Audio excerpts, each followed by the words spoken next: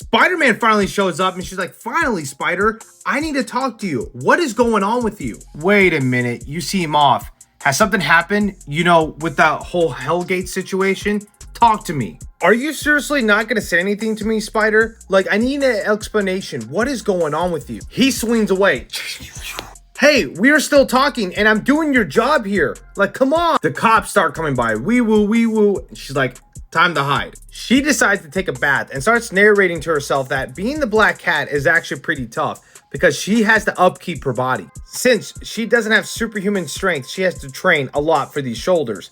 Also, to dye her hair every 8 weeks. This upkeep is practically a full-time job besides my full-time job of stealing everything. Her arm got cut pretty bad by the lizard, so she decides to go to that nursing office that we saw at the beginning of the book to get healed up. She decides to walk through the streets of New York like a general person with some street clothes.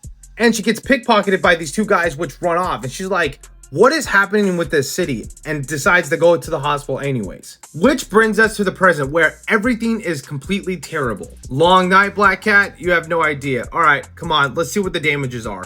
Felicia decides to get a tetanus shot because she's been scratched by a lizard in a bird cage. Yeah, she can get really affected there.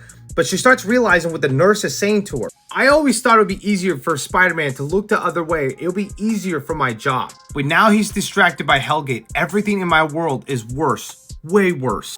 I miss the time when Spider-Man was taking down the riffraff around town, making my job easier. Maybe I have to do what Spider-Man needs to do, is to take down crime or fight crime.